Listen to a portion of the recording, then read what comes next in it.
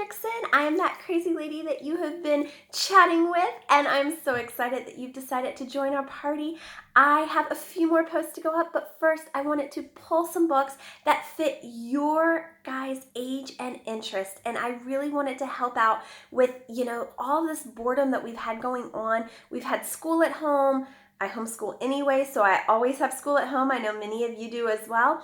But we also have a completely different dynamic where we can't leave our houses, and it's become very stressful and very, very hard to continue to find things to do. And without the stuff on my shelves, I don't think I can handle this mama task. So with that being said, I've got some books that I think would work fabulously for you guys, and I'm going to start with some boredom busters, and I'm pretty much going to go through a list of boredom busters for our older kiddos, because of course many of you have older kiddos. Now some of these I'll show, they really start about 5 years old and up, but they are phenomenal for getting kids into activities that they are interested in. So ready? We're going to start with art because, so many kids love art. So things as simple as our step-by-step drawing books. There are multiple ones in the series, very basic, easy, and you can see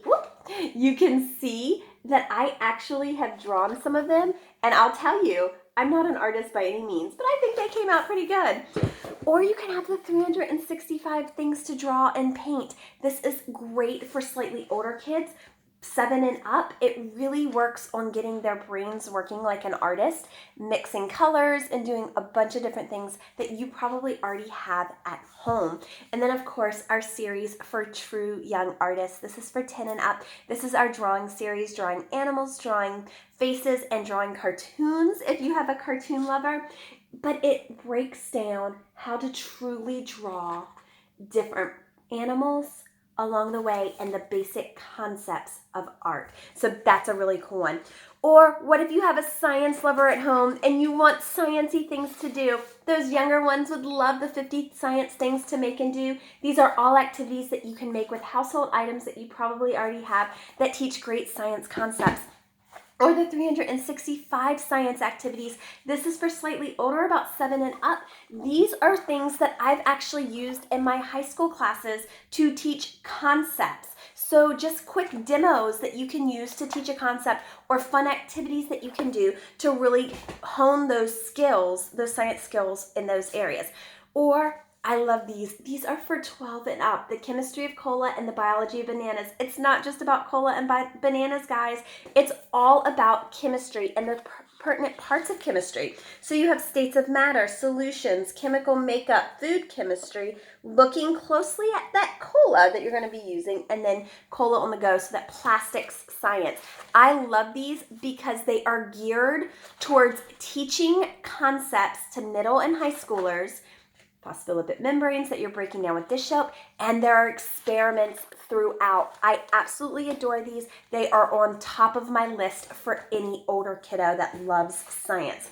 Or what about all those hobbies that they could be picking up during this break? Because there are a lot of them. They could do chess for 5 and up and for 8 and up. These are strategy books. They are spiral bound hardbook copies, and I absolutely adore everything that they do in there talking about strategy. Or maybe gardening. We have just built a bed for gardening. We usually do container gardening at my other house. Now we have room for huge beds, and my kids are so excited to start planting their food. I love these. We've been using them like crazy. Or if you want to cook that food, this is great because it's that cultural concept. You're going to actually talk about a country and what's their most important thing, and then eat that food or make that food. Maple syrup. So the recipe for Canada is going to have something that has maple syrup. Love those. They're so great. Or what about those outdoor lovers? We have so many things that we can do outdoors still, even if it's just a nature walk in your neighborhood. Just keep that social distancing. Bear Grylls is one of the best scout. He's a Grand Scout out in the UK, and he approached Peter Usborne. He was like, hey, I'd love to get kids outdoors. Let's do a book series. So we have a chapter book series. This is great for 7 and up. This chapter book series teaches character building as well as true survival skills. That one's really fun. Or for those older kids, You have your scouting handbooks, so your survival skill handbooks that go through different materials. So this one goes through camping, maps and navigation, knots, dangers, and emergencies. Number 2 goes through expedition planning, first aid, signaling, and tracking. And then, of course, book 3 is extreme environments, winter, summer, and weather watching. I love those. They're super fun. These are amazing. These are the 2 new ones, Epic Climbs and Epic Expeditions. These are history, but then he imparts his own survival skill ideas into them. So fun. And then these are probably my favorite. At $12.99, they are a great deal. If you have a science lover that's an outdoor lover as well, Extreme Planet is all about those extreme places on Earth that people can get to, or maybe even some that they really can't. And it always inserts something that he's going to learn about it as well. And then, of course, Survival Camp. It's very much those what happens in the wild when you encounter such travesties as a bear that's coming and charging at you. So many great things in there. Lots and lots of fun. Or what to do when, you have no water, but you have your urine. Okay, so maybe you have a technology lover. We have things like My First Computer Coding book. This uses Scratch Junior. They're 6 and up. They can use this book pretty easily.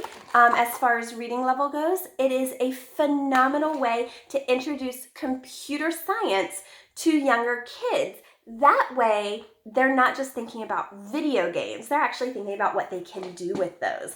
And then, of course, we have Coding for Beginners using Scratch for 8 and up, and Coding for Beginners using Python for 9 and up. I love the Python one. It really helps me understand some of the stuff that my husband does as an engineer. Speaking of engineering, good segue. Okay, so we have some job type of books. And one of the things that I always say is if a young kid loves something a ton, share with them the professions that they can do with that. And in fact, we have a book for younger kids that's, if you like animals, what can you do with that? And it has all sorts of jobs that you can do. But I want to talk activity books right now. And our Academy series is phenomenal for that. If they like animals and want to be a vet, they can walk through what it's like to actually be a vet. Or maybe they want to be a doctor. They can do that. Or a scientist. What about maybe if they want to be an astronaut? These books are great at walking them through. These are for 7 and up. They're activities to go through, all the way through what an actual person would do to train for that job. Same with engineering. We also have Entrepreneur, which is really cool. I want to use that for my kids next year in our homeschool curriculum. And for those that are a little bit older, 10 and up, we have our STEM series that are scribble books. This is engineering scribble book. We have science, science, math, technology, and our newest one is inventions. I love these. I'm going to share what the engineering one is. They're hardcover. They have this great elastic band. They are true activity books, though. It's going to tell you a little bit about what engineering is. And so it's going to have the different parts of engineering, different ways you can do it, mechanical, biomedical, etc. And then it's going to teach you what an engineer does, from conceptualization all the way to producing that product. And I love that it walks you through it first, and then it gives you free range to solve problems and think like an engineer. And I think it's a perfect book if you have a kid who has that mindset and knows that that's something they want to explore, or maybe you're looking at what they like to do and saying, oh, maybe they should explore that a little bit more. Hand them that book and let them go at it. It's so much fun. Last but not least, I wanted to mention our puzzles. They are great activity boredom busters. We have them starting at 12-piece puzzles all the way up to 300-piece puzzles. But here's the key with our puzzles. Number 1, the pieces are thicker. I love that. I don't have any fear that my 4.5-year-old is going to kill my pieces of the puzzle, or they're going to peel or tear. But the other thing is they all come with a book, every single one of them. The 100-piece ones are activity books. Sometimes they're stickers, sometimes they're picture puzzle books, but they're always going to come with an activity book. The 200-piece and 300-piece puzzles tend to come with actual nonfiction books. For example, my favorite is I was a science and math teacher, guys, middle and high school. This one is my favorite. This is Periodic Table. It's a 300-piece puzzle, and inside it comes with all about the periodic table. This is a smaller version. I forgot to grab it. Smaller version of our Lift the Flat periodic table book. It doesn't have flaps. and it's not hardback, but it is the same essential book. It has all of the information about atoms and what they're going to do, all about those elements. And then, of course, you've got the color-coded periodic table, and every page is colored, every section is color-coded by group. And you're going to learn about all the elements in the groups, or a lot of the elements in the groups. You also are going to learn about solids, liquids, and gases, and there's a glossary in the back. I love this book. So to get that along with the puzzle, so cool. We have maps, which comes with an atlas. We have the world map, which comes with an atlas.